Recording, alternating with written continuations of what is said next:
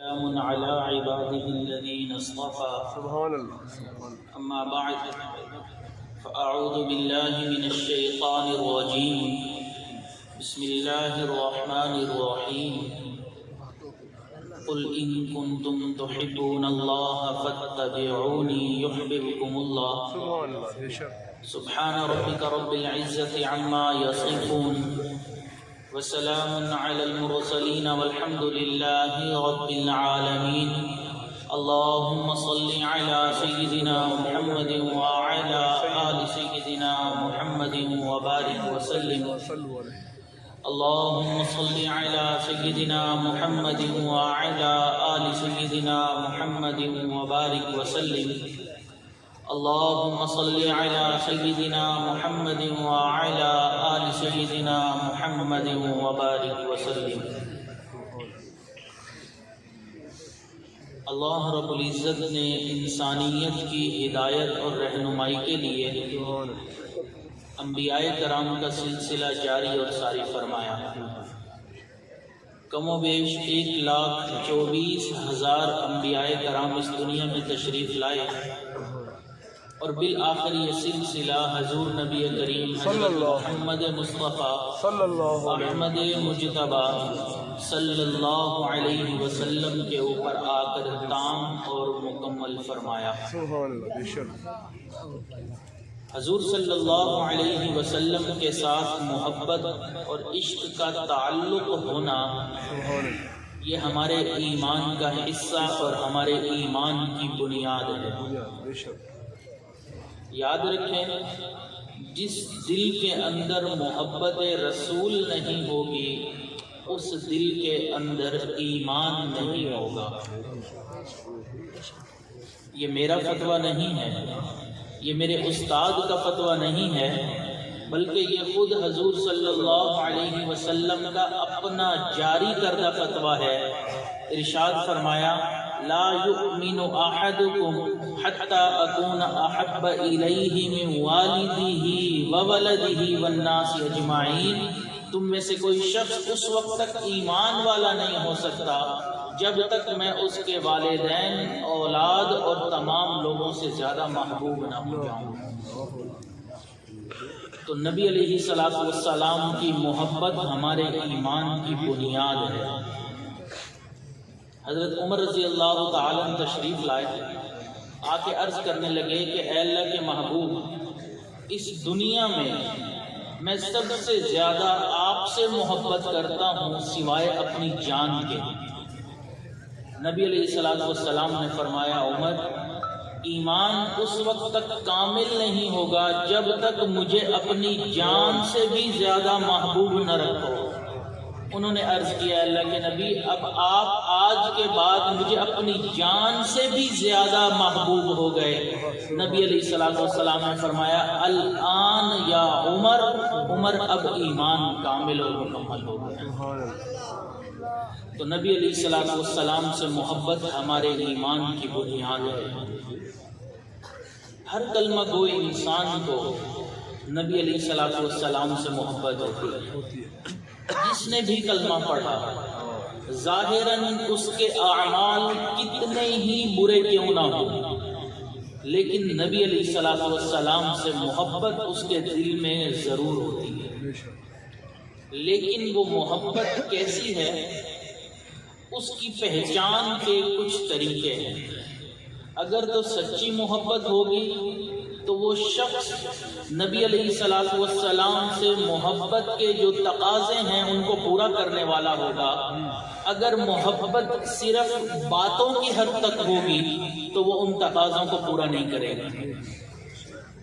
اس میں سب سے پہلا تقاضا یہ ہے کہ جس کو بھی نبی علیہ الصلوۃ والسلام سے محبت ہوگی وہ نبی علیہ الصلوۃ والسلام سے نسبت رکھنے والی جو چیزیں ہیں ان سے محبت کرنے والا ہوگا۔ مکہ مکرمہ سے محبت کرے گا، اس کا احترام کرے گا، مدینہ منورہ سے محبت کرے گا، احترام کرے گا۔ جو بھی چیز نبی علیہ الصلوۃ والسلام سے نسبت رکھتی ہوگی اس کا تقاضا یہ ہے کہ ہمیں اس چیز کا بھی احترام کرنا۔ امام مالک رحمۃ اللہ علیہ کے زمانے میں ایک شخص نے مدینہ طیبہ کی مٹی کے بارے میں کہا کہ یہ مٹی خراب ہے، تو امام مالک رحمۃ اللہ علیہ نے فتویٰ دیا اس شخص کو 30 کوڑے مارے جائیں کہ اس نے مدینہ کی مٹی کے بارے میں ایسے الفاظ کہے۔ تو اس لیے ہم منسوب چیزوں کا بھی احترام کریں۔ کچھ لوگ حج کے لیے گئے، مدینہ منورہ میں تھے، تو ایک دن صبح کے وقت میں دو نوجوانوں نے کہا کہ آج باقی سب ساتھیوں کا ہم ناشتہ لے کر آتے ہیں۔ تو ان میں سے ایک ناشتہ سب کا لکھ رہا تھا، جس کو جو چاہیے ہم لے آتے ہیں بازار سے۔ تو ایک دوست نے کہا کہ میرے لیے دہی لیتے آنا۔ دوسرے نے آگے سے جواب دیا کہ یار مدینہ کا دہی کھٹا ہوتا ہے۔ یہ الفاظ بول دیے کہ مدینہ کا دہی جب کھاتے ہیں تو ذائقے میں کھٹا ہوتا ہے۔ بات آئی گئی ہو گئی، دن گزر گیا، رات ہوئی، تو جس شخص نے یہ الفاظ بولے تھے اس کو خواب میں حضور صلی اللہ علیہ وسلم کی زیارت ہوئی۔ آپ کے چہرہ انور پر جلال کے اثرات تھے، اور آپ نے عالم جلال میں فرمایا کہ مدینہ کے دہی کو کھٹا کہتے ہو، میرے مدینہ سے نکل جاؤ۔ اب یہ الفاظ سننے سے آنکھ کھل گئی، علماء کی طرف رجوع کیا تو انہوں نے کہا کہ اب استغفار کرو، توبہ کرو، اور یوں کرو کہ حضرت حمزہ رضی اللہ تعالی عنہ ان کی قبر پر جاؤ، وہاں ایصال ثواب کرو۔ ہو سکتا ہے کہ اللہ تعالیٰ کوئی راستہ نکال دیں، کوئی سبیل پیدا فرما دیں۔ اب وہ شخص حضرت حمزہ رضی اللہ تعالیٰ عنہ جو نبی علیہ الصلوۃ والسلام کے چچا بھی تھے، صحابی بھی تھے، دوست بھی تھے، دودھ بھائی شریک بھی تھے، کافی رشتے تھے، وہاں آیا اور ایصال ثواب کرنے لگا۔ دن ایسا ہی گزار دیا، رات حضرت حمزہ رضی اللہ تعالیٰ عنہ کی زیارت ہوئی۔ آپ نے فرمایا چونکہ اللہ کے محبوب نے تمہیں حکم دے دیا ہے کہ میرے مدینہ سے نکل جاؤ، فوراً نکل جاؤ ورنہ تمہارے ایمان کو سلب کر لیا جائے گا۔ یہ نازک معاملات ہوتے ہیں، یہ باتیں نہیں ہوتی کہ ہم نے ایسی چیزوں کے بارے میں الٹے سیدھے الفاظ بول دیے جن چیزوں کی نسبت نبی علیہ الصلوۃ والسلام کی طرف ہے۔ اس چیز کا احترام ضروری ہے، لازم ہے۔ صحابہ کرام نبی علیہ الصلوۃ والسلام کا استعمال شدہ پانی بھی زمین پر نہیں گرنے دیتے، تو اس لیے انسان ایسی چیزوں کا احترام کرے۔ نبی علیہ الصلوۃ والسلام کی جو اولاد میں سے ہیں، سید حضرات ہیں، انسان ان کا بھی احترام کرے۔ آج ہمیں پتہ چلتا ہے کہ فلاں بزرگ کی اولاد ہیں، ہم کیسے ان کا احترام کرتے ہیں؟ تو جو سید ہیں وہ تو آقا دو جہاں کی اولاد میں سے ہیں، ان کا احترام کیوں نہیں ضروری؟ بہت ضروری ہے۔ ایک پہلوان تھا، بہت اچھی کشتی کیا کرتا تھا، جس سے بھی لڑائی کرتا اس سے جیت جاتا تھا۔ بادشاہ کی نظر پڑ گئی، اس نے اس پہلوان کو اپنا شاہی پہلوان بنا لیا اور یہ اعلان کروا دیا کہ جو بھی اس پہلوان کو ہرائے گا اس کی ہار بادشاہ کی ہار ہوگی، اور بادشاہ کی طرف سے اس ہرانے والے کو اتنا زیادہ انعام دیا جائے گا۔ بہت پہلوانوں نے کوشش کی لیکن شاہی پہلوان کو ہرا نہ سکے۔ اس کو داؤ پیچ ایسے آتے تھے کہ وہ دوسرے کو فوراً پچھاڑ دیتا تھا۔ اس پہلوان کی عزت میں اضافہ ہوتا چلا گیا، ہر دن اس کی عزت میں اضافہ ہو رہا ہے۔ ایک تاثر قائم ہو گیا کہ اس شاہی پہلوان سے جیتنا ناممکن ہے۔ لوگ بھی اس کا احترام کرتے کہ بادشاہ کی نظر کرم اس شاہی پہلوان کے اوپر ہے اور اس کے پاس اتنا مال و دولت ہے، اتنی عزت ہے معاشرے میں اس کی۔ ایک دن ایسا ہوا کہ ایک کمزور نوجوان آیا اور اس نے کہا کہ بادشاہ سلامت، میں آپ کے شاہی پہلوان سے لڑائی کرنے کے لیے تیار ہوں۔ تو بادشاہ بڑا حیران ہوا کہ یہ بالکل کمزور نوجوان ہے، یہ میرے شاہی پہلوان سے مقابلہ کرے گا۔ تو اس کو ایک دلچسپی معلوم ہوئی تو اس نے کہا کہ بہت اچھا، فلاں دن فلاں جگہ پر شاہی پہلوان اور اس کمزور پہلوان کی آپس میں مقابلہ ہوگا اور میں خود بھی دیکھنے کے لیے آؤں گا۔ اب جب بادشاہ نے اعلان کر دیا تو ظاہر بات ہے عوام تو جوک در جوک آئے گی۔ اب وہ دن آ گیا جس دن کے لیے دن گنے جاتے تھے۔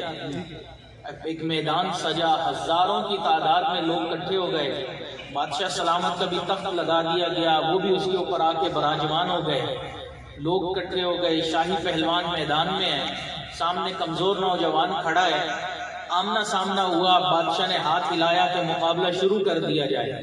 جیسے ہی مقابلہ شروع ہوا، دونوں پہلوانوں نے ہاتھوں میں ہاتھ ڈالے، گتھم گتھا ہوئے، تو اس وقت اس کمزور نوجوان نے کہا کہ شاہی پہلوان کو کہ مجھے معلوم ہے کہ میں آپ سے جیت نہیں سکتا، آپ بہت بڑے پہلوان ہیں، میں کمزور سا ہوں، آپ ایک داؤ لگائیں گے میں گر جاؤں گا، لیکن میں آپ کو اتنا کہتا ہوں کہ میں سید ہوں، نبی علیہ الصلوۃ والسلام کی اولاد میں سے ہوں، پچھلے کئی دنوں سے میرے گھر میں فاقہ چل رہا ہے، کھانے پینے کو کچھ بھی نہیں، گھر میں ماں بھی بھوکی بیٹھی ہے، گھر میں میری بہنیں ہیں وہ بھی بھوکی بیٹھی ہیں، اگر آپ ہار جائیں گے مجھے کچھ انعام مل جائے گا، گھر کا فاقہ ختم ہو جائے گا، کچھ دن اچھے گزر جائیں گے۔ جب اس نے یہ بات کہی، شاہی پہلوان نے سوچا کہ دنیا کی خاطر تو بہت عزت کمائی، اس نسبت کی بھی لاج رکھ لیتا ہوں، اس نسبت کا بھی احترام کر لیتا ہوں۔ تھوڑی دیر اس نے مقابلہ کیا، پھر شاہی پہلوان خود ہی گر گیا، وہ نوجوان سینے پر چڑھ کھڑا ہوا، بادشاہ سلامت میں جیت گیا۔ بادشاہ کو اپنی آنکھوں پہ یقین نہیں آ رہا، اعتبار نہیں آ رہا، کیسے ممکن ہے ایک کمزور نوجوان میرے پہلوان کو ہرا دے؟ اس نے کہا کوئی غلط فہمی ہوئی ہے، مقابلہ دوبارہ کیا جائے۔ دوبارہ مقابلہ ہوا، شاہی پہلوان تو ہارنے کے لیے تیار کھڑا تھا، دوبارہ ہاتھوں میں ہاتھ ڈالے گئے، تھوڑی دیر کے بعد شاہی پہلوان دوبارہ خود گرا، ہار گیا۔ بادشاہ نے اس کمزور نوجوان کو تو انعام دے کر رخصت کر دیا، لیکن شاہی پہلوان کی خوب بے عزتی کی، اس کو خوب رسوا کیا۔ تمہیں میں نے عزت دی تھی، تمہیں میں نے دنیا کا مال و دولت دیا تھا، تم ایک کمزور نوجوان سے ہار گئے، تمہیں میری عزت کی کوئی پرواہ نہیں تھی۔ لوگوں نے بھی خوب لان تان کی۔ شاہی پہلوان کے دل کے اوپر یہ باتیں لگی، دل ٹوٹ گیا کہ میں نے تو ایک نسبت کا احترام کیا تھا، مجھے نہیں معلوم تھا میری پوری زندگی کی عزت داؤ پہ لگ جائے گی۔ یہ ٹوٹے ہوئے دل کے ساتھ اپنے گھر کی طرف آیا۔ یاد رکھیں، دنیا میں جب بھی کوئی چیز ٹوٹتی ہے اس کی قیمت کم ہو جایا کرتی ہے، یہ دل ٹوٹتا ہے اللہ کی نظر میں اس کی قیمت بڑھ جایا کرتی ہے۔ وہ پہلوان گھر پہنچا، تھکا ہوا تھا، سو گیا۔ نبی علیہ الصلوۃ والسلام کی زیارت نصیب ہو گئی۔ آپ صلی اللہ علیہ وسلم نے فرمایا، تم نے میری اولاد میں سے ایک شخص کا احترام کیا، میری نسبت کی خاطر اپنی ساری زندگی کی عزت کو داؤ پہ لگا لیا، اللہ تمہاری عزت کے ڈنکے دونوں جہاں میں بجوا دیں گے۔ یہ آنکھ کھل گئی، سوچا دنیا داری کی شاہی پہلوانی میں اب کیا جانا، اللہ والوں کی صحبت میں آ گیا، وہاں سے اس نے ایک باطنی نعمت کو حاصل کر لیا۔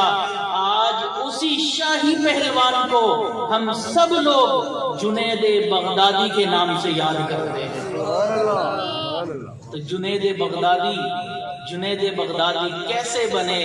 نبی علیہ الصلوۃ والسلام کی اس نسبت کا احترام کرنے کی برکت سے۔ تو اس لیے ہم بھی سید حضرات کا احترام کریں، ان کا اکرام کریں، ان کو عزت سے دیکھیں۔ دوسری طرف جو سادات ہیں، جو سید حضرات ہیں، ان سے بھی یہی درخواست ہے کہ وہ اپنے مقام کو پہچانیں، اپنے مرتبے کو پہچانیں۔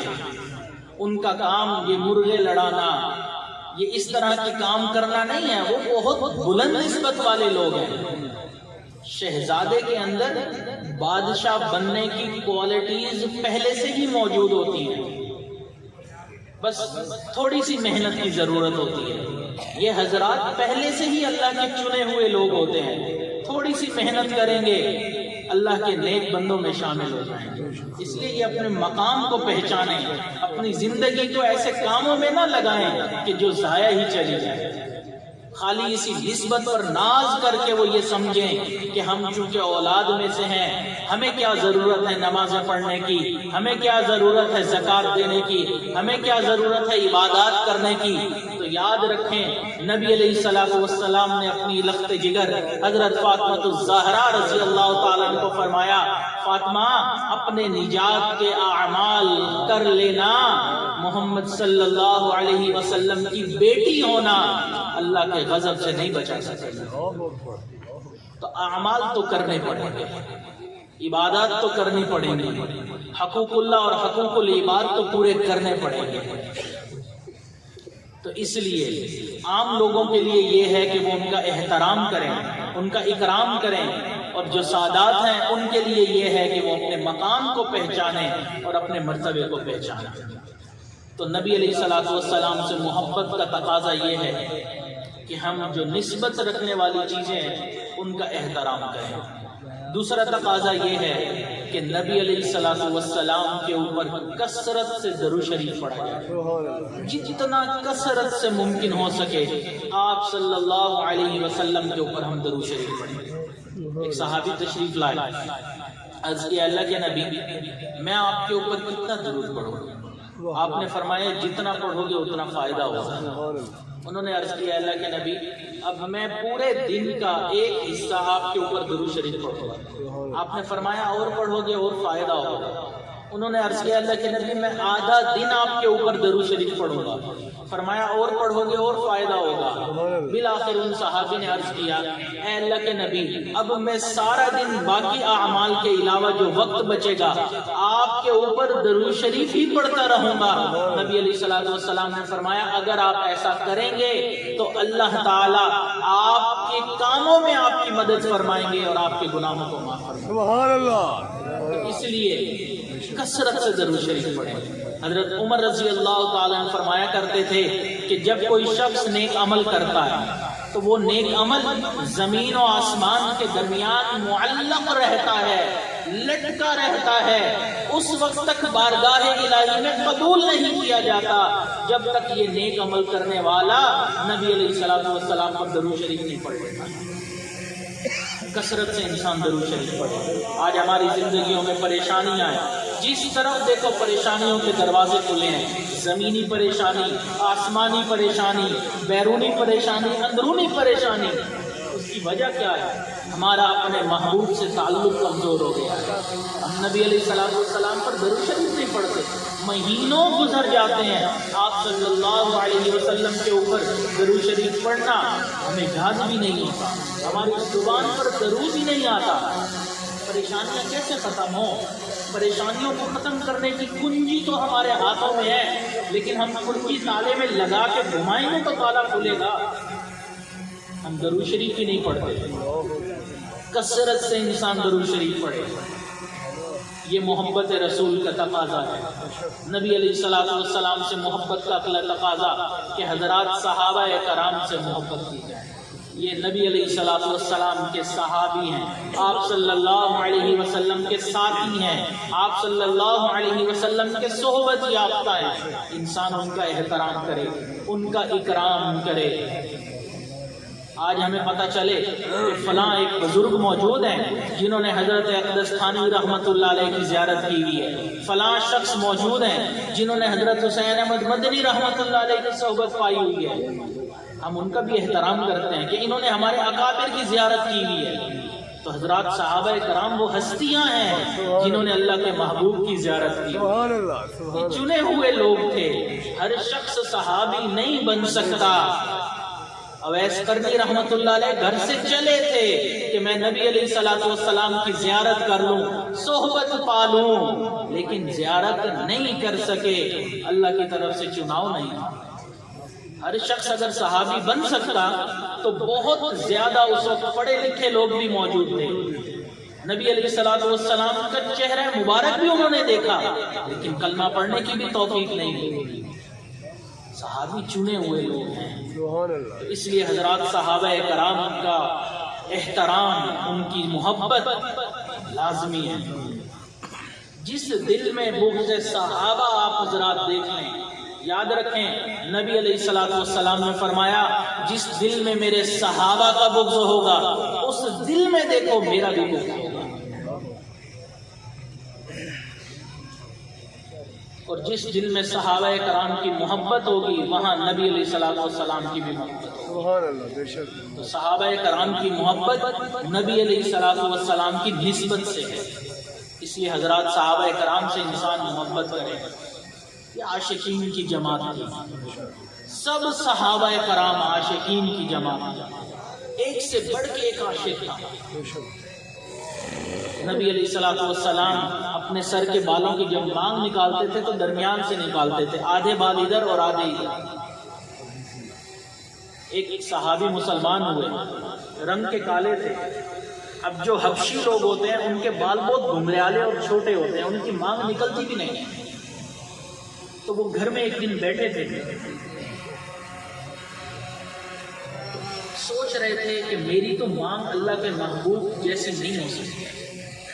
اللہ کے محبوب کا سر درمیان سے دائیں بال ہوتے تھے اور بائیں ہوتے تھے، میں تو ایسے کنگھی کر بھی نہیں سکتا، کیا کروں؟ تو میرے چہرے کی مشابہت تو نبی علیہ الصلوۃ والسلام سے نہ ہوئی نا۔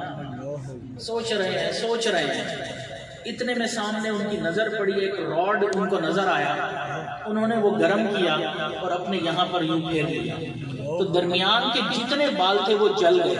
اب دیکھنے میں ایسا محسوس ہوتا تھا کہ آدھے بال ادھر اور آدھے ادھر۔ کسی دوسرے نے پوچھا کہ آپ نے یہ کام کیا کیا؟ وہ محبت کے اس مقام پر تھے، انہوں نے فرمایا بے شک مجھے تکلیف ہوئی، وہ میں نے برداشت کر لی، لیکن اب میرا سر نبی علیہ الصلوۃ والسلام کے سر سے مشابہت تو رکھے گا۔ عاشقین کی جماعت، ایک سے بڑھ کر ایک عاشق تھا۔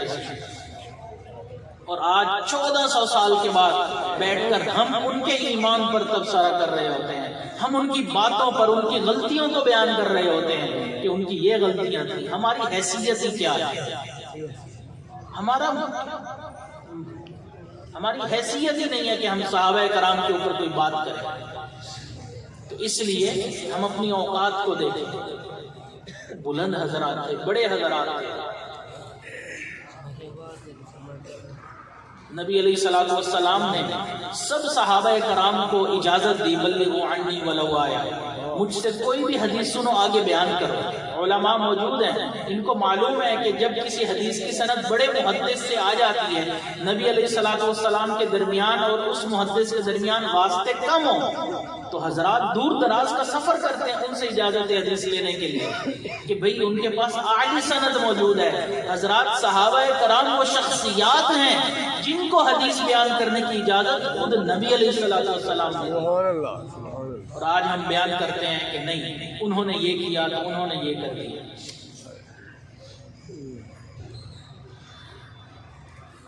اس لیے محدثین نے جو اصول وضع کیے ہیں کہ کس محدث سے حدیث لینی ہے، کس سے نہیں لینی ہے، انہوں نے یہ بات فرمائی ہے کہ یہ حضرات تابعین کے اوپر تو یہ بات کی جائے گی کہ فلاں تابعی سے حدیث لی جائے یا نہ لی جائے، صحابہ کرام کے اوپر بات نہیں کی جائے گی، وہ اس مقام سے بلند ہے۔ جرح اور تعدیل صحابہ کرام کے اوپر نہیں ہو سکتی، بعد والے حضرات کے لیے سب صحابہ آدھے۔ تو اس لیے صحابہ کرام سے محبت، صحابہ کرام کے مقام اور مرتبے کو پہچاننا۔ آج ہم نے دین کے لیے قربانیاں کیا دی ہیں، جو اپنے دین کے اوپر، اپنے ایمان کے اوپر ناز کرتے پھرتے ہیں۔ نبی علیہ الصلوۃ والسلام نے اعلان فرمایا جہاد کے لیے نکلنا ہے، تیاری کرو۔ ہر گھر میں تیاری ہے، ہر گھر میں تیاری ہو رہی ہے۔ کہیں ماں اپنے بیٹے کو تیار کر رہی ہے، بہن اپنے بھائی کو تیار کر رہی ہے، بیوی اپنے شوہر کو تیار کر رہی ہے۔ آپ صلی اللہ علیہ وسلم کے ساتھ جہاد پر نکلنا ہے۔ ایک گھر ایسا بھی ہے جہاں پر خامن شہید ہو چکا ہے، بھائی اور والد بھی نہیں ہے، ایک عورت گھر میں بیٹھی اپنے دودھ پیتے بچے کو گود میں لے کر بیٹھی، رو رہی ہے۔ کیوں؟ اللہ کے محبوب نے حکم فرمایا میرے گھر میں تو کوئی مرد نہیں جس کو تیار کرے، کون جائے میرے گھر سے نبی علیہ الصلوۃ والسلام کی صحبت میں۔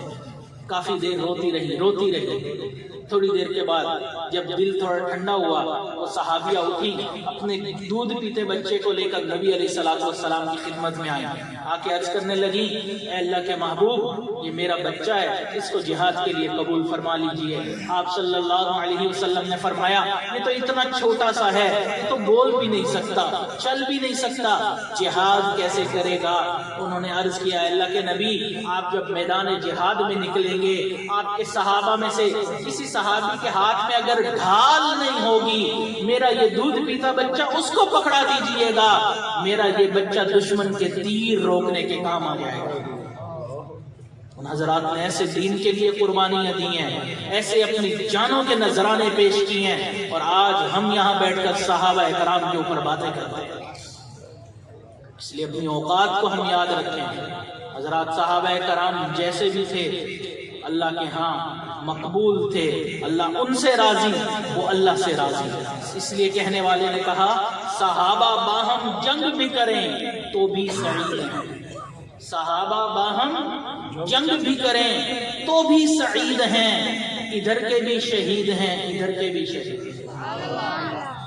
تو نبی علیہ الصلوۃ والسلام سے محبت کا تقاضا یہ ہے کہ حضرات صحابہ کرام سے محبت کی جائے، اور نبی علیہ الصلوۃ والسلام سے محبت کا ایک تقاضا یہ ہے کہ آپ صلی اللہ علیہ وسلم کا ذکر اپنی محفلوں میں کیا جائے، اپنے گھروں میں کیا جائے، اپنی مجالس میں کیا جائے، اپنے دوستوں میں بیٹھ کر جہاں بیٹھیں آپ صلی اللہ علیہ وسلم کا تذکرہ چھیڑ دیا جائے۔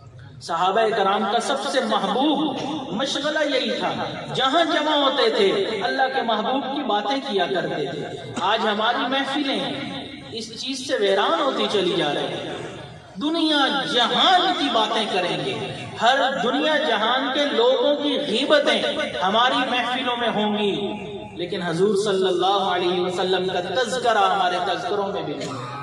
ہم اپنی اولادوں کو بھی تذکرہ نہیں کرتے۔ ہم بتائیں تو صحیح ہمارے آقا چلا کیسے کرتے تھے، دیکھا کیسے کرتے تھے، ہمارے آقا باتیں کیسے کیا کرتے تھے، ان کی تقریر کیسی تھی، ان کا بول چال کیسے تھا، ہمیں بھی نہیں پتا، ہماری اولادوں کو بھی نہیں پتا۔ نبی علیہ الصلوۃ والسلام کا تذکرہ کریں، ان کی یاد سے اپنے دلوں کو منور رکھیں۔ حضرات صحابہ کرام کے سامنے آپ صلی اللہ علیہ وسلم کا تذکرہ ہوتا تھا، آنکھوں سے آنسو نکل آئے کرتے تھے۔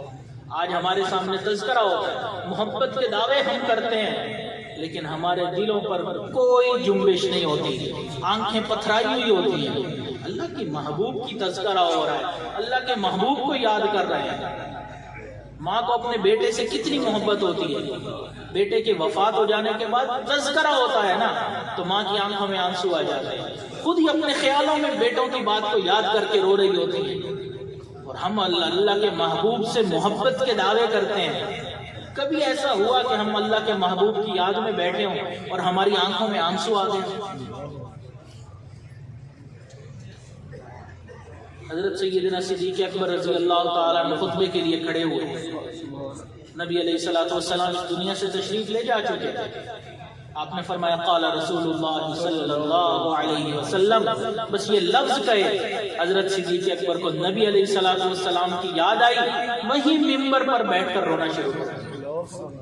تھوڑی دیر کے بعد پھر کھڑے ہوئے، دوبارہ یہی الفاظ کہے، دوبارہ یاد دل میں آئی، دوبارہ رونا شروع کیا، حتیٰ کہ 3 مرتبہ ایسا ہوا، پھر چوتھی مرتبہ جا کر خطبے کو مکمل فرمایا۔ سفر پر جا رہے ہیں، ایک جگہ سے گزر رہے ہیں، ایک بڑی عمر کی خاتون گزری، اس نے سلام کیا، السلام علیکم یا خلیفۃ الرسول۔ جیسے یہ نسبت بیان کی نا کہ اے اللہ کے رسول کے خلیفہ، آپ پر سلامتی ہو، نبی علیہ الصلوۃ والسلام کی یاد نے دل کو تڑپا دیا، وہیں بیٹھ کر رونا شروع کر دیا۔ آج ہمارے سامنے اللہ کے محبوب کے تذکرے ہوتے ہیں، ہمارے سر پر جوں بھی نہیں دی۔ حضرت عمر رضی اللہ تعالیٰ عنہ، رات کا وقت ہے، گلی میں سے گزر رہے ہیں، ایک گھر میں سے آواز سنی کہ ایک خاتون ہے جو اشعار پڑھ رہی ہے، محبت بھرے اشعار ہیں، اور نبی علیہ الصلوۃ والسلام کی محبت میں ہے۔ وہ اشعار اس طرح ہیں جس کا مفہوم تھا کہ اے اللہ، آپ قیامت والے دن مجھے نبی علیہ الصلوۃ والسلام کے ساتھ اکٹھا فرما دیجیے۔ حضرت عمر نے دروازہ کھٹکھٹایا، پوچھا کون؟ عمر، امیر المؤمنین، اس وقت رات کے آپ میرے گھر میں؟ فرمایا عمر امیر المؤمنین بن کر نہیں آیا، ایک سائل بن کر آیا۔ دروازہ کھولا، حکم فرمائیے۔ حضرت عمر نے فرمایا آپ نے ایک شعر پڑھا ہے، اس میں تھوڑی سی ترمیم کر لو۔ آپ نے شعر پڑھا کہ اے اللہ، مجھے نبی علیہ الصلوۃ والسلام کے ساتھ قیامت والے دن اکٹھا کر لینا، اس میں ترمیم یوں کر لو، اللہ مجھے اور عمر کو قیامت والے دن اللہ کے محبوب کے ساتھ اکٹھا فرما۔ ایسے دلوں کو تڑپا دیا کرتی تھی اللہ کے محبوب کی یاد ان کی۔ حضرت بلال رضی اللہ تعالیٰ نبی علیہ الصلوۃ والسلام کی وفات کے بعد دنیا سے رخصت ہو جانے کے بعد ہجرت فرما کر شام تشریف لے گئے، کافی عرصہ وہاں رہے۔ نبی علیہ الصلوۃ والسلام کی ایک رات زیارت ہو گئی، فرمانے لگے بلال ایسی بھی کیا سرد مہری کہ ہم سے ملاقات کے لیے بھی نہیں آتے۔ آنکھ کھل گئی، اپنی بیوی کو فرمانے لگے سامان تیار کرو، مدینہ کا سفر کرنا ہے۔ راتوں رات سفر شروع کر دیا، کئی دن اور راتوں کے بعد مدینہ منورہ پہنچے۔ تہجد کا وقت قریب تھا، سیدھا روضہ رسول پر پہنچ کر سلام پیش کیا، حتیٰ کہ وہیں کھڑے کھڑے فجر کا وقت قریب آ گیا۔ صحابہ کرام نے مسجد نبوی کا رخ کیا، انہی حضرات صحابہ کرام میں دونوں شہزادے حضرت حسن رضی اللہ تعالیٰ حضرت حسین رضی اللہ تعالیٰ بھی تھے۔ صحابہ کرام حیران کہ حضرت بلال موجود ہیں، اتنے سالوں کے بعد بلال تشریف لے آئے۔ خوشی بھی ہوئی، حیرت بھی ہوئی۔ فجر کی اذان کا وقت ہو گیا، دونوں شہزادوں نے فرمایا بلال ہم چاہتے ہیں کہ جو ہمارے نانا کے زمانے میں آپ کی آواز میں اذان گونجتی تھی، آج وہی اذان دوبارہ سنا جائے۔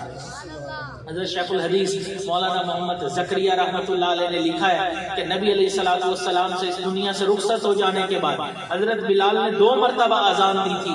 ایک مرتبہ بیت المقدس قبلہ اول جب فتح ہوا، حضرت عمر رضی اللہ تعالیٰ عنہ کے زمانے میں انہوں نے حکم فرمایا بلال آپ اذان دیں گے۔ امیر المؤمنین کا حکم تھا، انکار کی گنجائش نہیں تھی۔ آج یہ دوسرا موقع تھا، دونوں شہزادوں نے فرمایا تھا، انکار کی گنجائش نہیں تھی۔ بلال رضی اللہ تعالیٰ اذان اس لیے نہیں دیتے تھے کہ پہلے میں اذان دیتا تھا وہ چہرہ میرے سامنے ہوا کرتا تھا، آج اللہ کے محبوب کا چہرہ میرے سامنے نہیں ہوگا، مجھ سے جدائی برداشت نہیں ہوگی۔ لیکن چونکہ حکم ہوا حضرت بلال نے اذان دینا شروع کر دی۔ اب جیسے ہی اذان گونجی، حضرات صحابہ کرام کے دلوں کو نبی علیہ الصلوۃ والسلام کی یاد نے تڑپا کے رکھ دیا کہ اللہ کے محبوب موجود ہوا کرتے تھے، یہی اذان بلالی گونجا کرتی تھی۔ نبی علیہ الصلوۃ والسلام کو یاد کر کے صحابہ کرام نے رونا شروع کر دیا۔ جب وہ آواز قریب کے گھروں میں پہنچی، خواتین کے کانوں تک پہنچی، انہوں نے بھی سنا بلال کی اذان ہے، بلال کی آواز ہے۔ انہوں نے اپنی چادریں لی، برقعے لیے، پہنے گھروں سے باہر نکل آئیں۔ عجیب سما بن گیا مسجد نبوی کے اندر۔ صحابہ کرام نبی علیہ الصلوۃ والسلام کو یاد کر کے رو رہے ہیں۔ مسجد نبوی کے باہر حضرات صحابیات نبی علیہ الصلوۃ والسلام کی یاد میں آنسو بہا رہی ہیں۔ معاملہ اس وقت عجیب ہو گیا جب ایک صحابیہ نے گود میں بچے کو اٹھایا ہوا تھا، اس نے اپنی ماں سے پوچھا اماں اتنے سالوں کے بعد بلال تو واپس آ گئے، اب یہ بتائیے کہ اللہ کے محبوب کب واپس آئیں گے۔ صحابہ کرام اس طرح اپنے محبوب کو یاد کیا کرتے تھے، اس طرح ان کے تذکرے کیا کرتے تھے، ان کے دلوں کو نبی علیہ الصلوۃ والسلام کی یاد تڑپا کے رکھ دیا کرتے تھے۔ اس لیے نبی علیہ الصلوۃ والسلام سے محبت کا تقاضا یہ ہے کہ ہم نبی علیہ الصلوۃ والسلام کا تذکرہ کثرت سے کریں۔ نبی علیہ الصلوۃ والسلام سے محبت کا تقاضا ایک یہ ہے کہ آپ صلی اللہ علیہ وسلم کی سنتوں کے اوپر عمل کریں، ایک ایک سنت کے اوپر عمل کریں۔ یاد رکھیں اللہ تعالیٰ نے اپنے تک پہنچنے کے تمام راستوں کو بند کر دیا سوائے سنت کے راستے۔ کوئی بھی انسان اللہ تک پہنچنا چاہتا ہے، اللہ کی رضا چاہتا ہے، اللہ کی رضا چاہتا ہے، سنت کے علاوہ کوئی راستہ نہیں ہے۔ سنت کے اوپر عمل کرنا پڑے گا۔ یہ کشتی نوح کی مانند ہے، جو سوار ہوگا نجات پا جائے گا، جو سوار نہیں ہوگا وہ تباہ و برباد ہو جائے گا۔ تو سنت کی کشتی میں سوار ہونا پڑے گا۔ شادی کے موقع پر آپ نے دیکھا ہوگا دلہن سمجھتی ہے کہ مجھے زیورات پہنائے جائیں گے تو میں بن جاؤں گی، سنور جاؤں گی۔ دلہن کے ذہن میں کیا ہوتا ہے؟ اس کو زیورات پہنائے جاتے ہیں، سجایا جاتا ہے۔ کیوں؟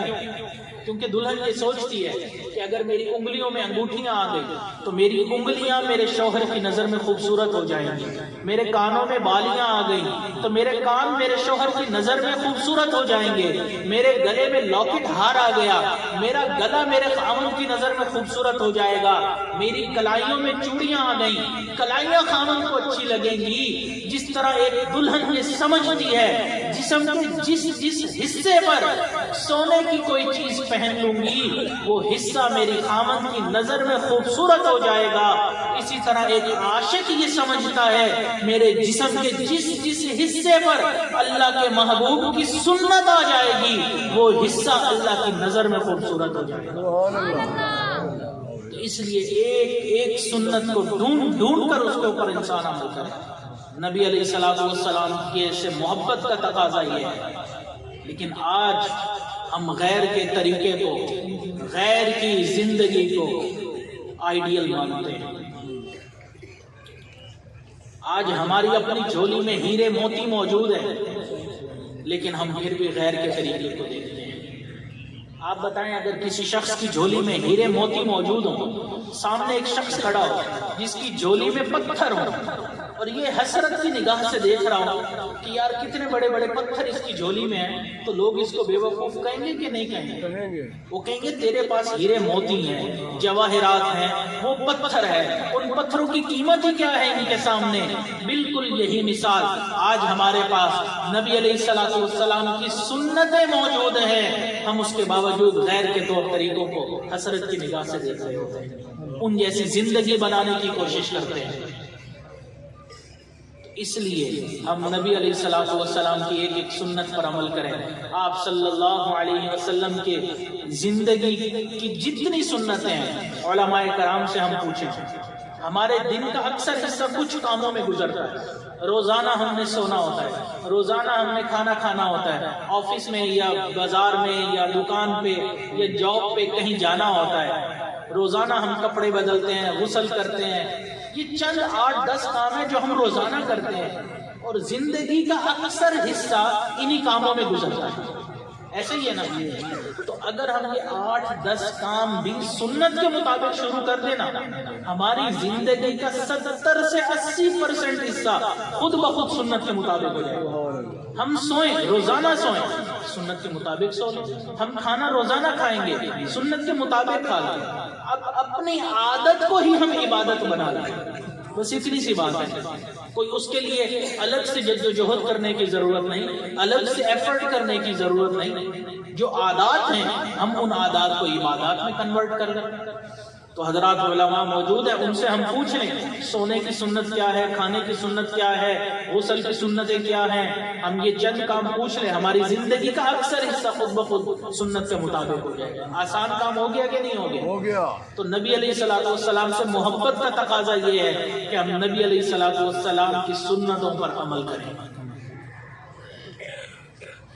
تو اس لیے یہ جو اجتماعات ہوتے ہیں، یہ پروگرامز ہوتے ہیں، ان کا یہ مقصد نہیں ہوتا کہ آپ حضرات آئیں گے، بڑے بڑے حضرات ہوں گے، لہٰذا بیان سنا، ان کی تقریریں سنی، ان کے ملفوظات، ارشادات، اضافات سنے، بڑا مزہ آیا، لطف آیا، وقت اچھا گزر گیا۔ نہیں، ان کا مقصد یہ ہوتا ہے کہ ہم زندگی کو اپنی تبدیل کریں اور سنتوں کو اوپر زندگی گزاریں۔ یہ جو حضرات مختلف سفر کر کے یہاں پہلے تشریف لائے، آپ کے سامنے بیانات کیے، ان سفر کا مقصد یہ نہیں ہوتا کہ وہ آئیں اور انہوں نے اپنے بیانات آپ کو سنانے ہیں تاکہ آپ لوگوں کے دلوں میں یہ بات بیٹھ جائے کہ کتنی اچھی تقریر کرتے ہیں۔ ان کا مقصد یہ ہوتا ہے کہ ہماری زندگیاں بدل جائیں۔ تو اس لیے ہم ان اجتماعات کو، ان وقت کی قدر کریں اور اپنی زندگی کو سنوارنے کے لیے ابھی سے اسی وقت سے نیت کریں۔ دعا ہے کہ اللہ تعالی ہماری تمام زندگی کو سنت کے مطابق فرما دیجئے۔ یا رب تیرے محبوب کی شباہت لے کے آیا ہوں، حقیقت اس کو تو کر دے، میں صورت لے کے آیا ہوں۔ وآخر دعوانا ان الحمد للہ رب العالمین۔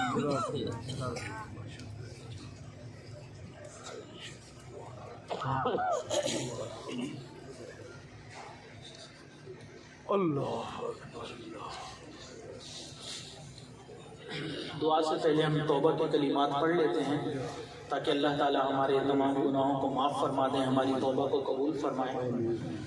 الحمدللہ وکفا وسلام علی عبادہ الذین اصطفیٰ، اما بعد۔ ان کلمات کو سچے اور سچے دل کے ساتھ پیچھے پیچھے پڑھیے۔ بسم اللہ الرحمن الرحیم۔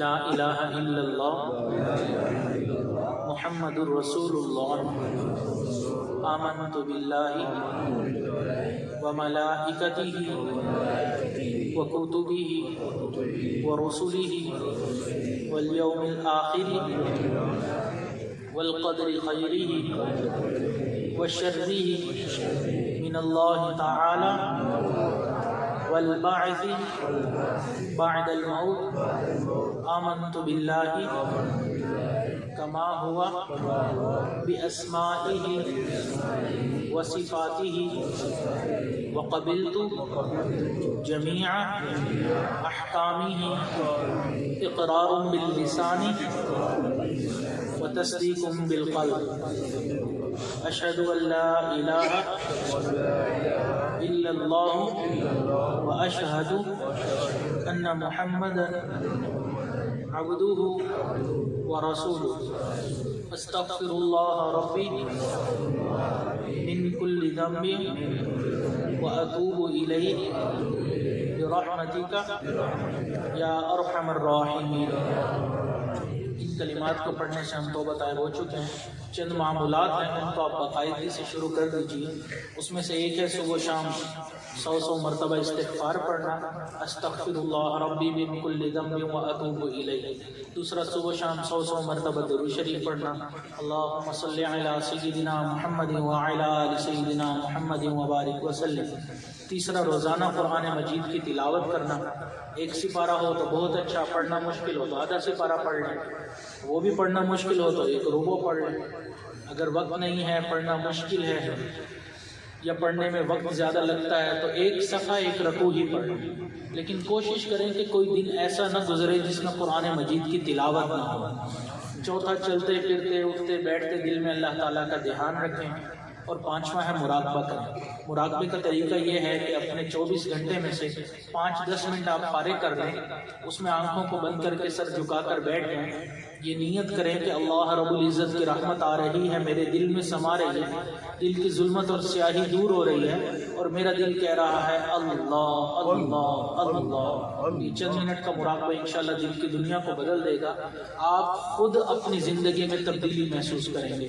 اللہ تعالیٰ سے دعا ہے کہ اللہ ہماری تمام زندگی کو اپنی محبت میں اور اپنی عبادت میں گزارنے کی توفیق عطا فرمائے۔